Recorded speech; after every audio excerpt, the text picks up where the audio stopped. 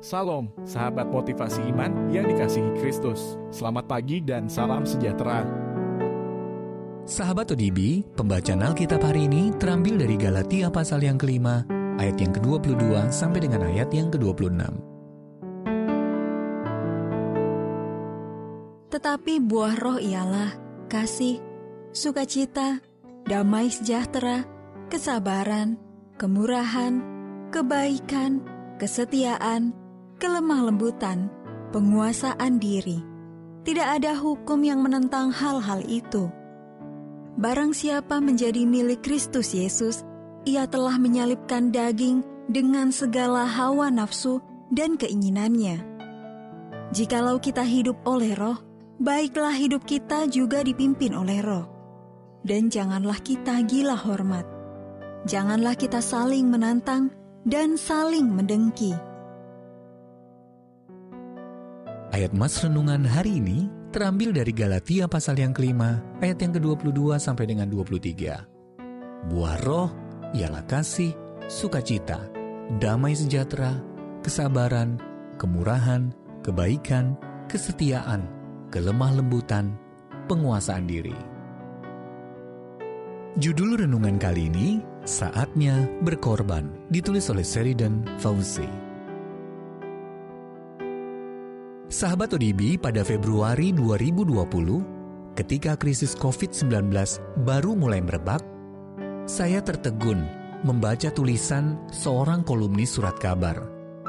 Penulis itu ingin tahu, apakah kita bersedia mengisolasi diri, mengubah kebiasaan dalam bekerja, bepergian, dan berbelanja agar orang lain tidak tertular dan menjadi sakit.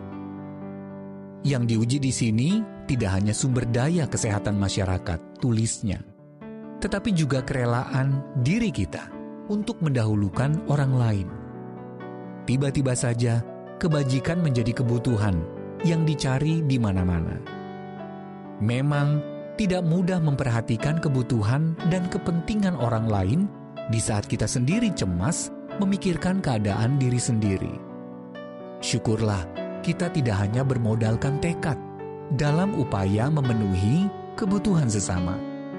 Kita dapat meminta Roh Kudus untuk memberikan kepada kita kasih sebagai ganti ketidakpedulian, sukacita untuk melawan kesedihan, damai sejahtera untuk mengusir kecemasan, kesabaran untuk menghalau sikap terburu-buru, kemurahan untuk mempedulikan orang lain, kebaikan agar dapat mengenali kebutuhan orang lain, kesetiaan untuk menepati janji, kelemah lembutan menggantikan sikap kasar, serta penguasaan diri untuk mengalihkan fokus kita dari diri sendiri.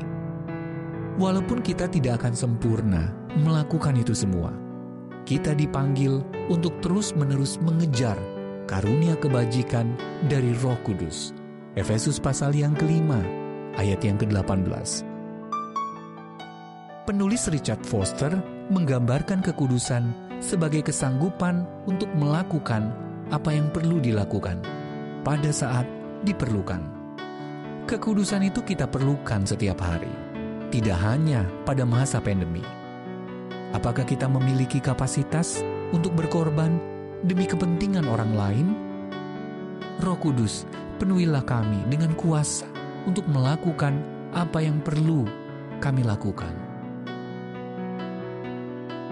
Sahabat ODB, pernahkah Anda berkorban demi kepentingan orang lain? Dan apa saja kebutuhan di sekitar Anda yang membutuhkan hadirnya buah Roh Kudus dalam diri Anda hari ini? Ya Roh Kudus, penuhilah aku hari ini dan jadikanlah aku pribadi yang melimpah dengan kebajikan.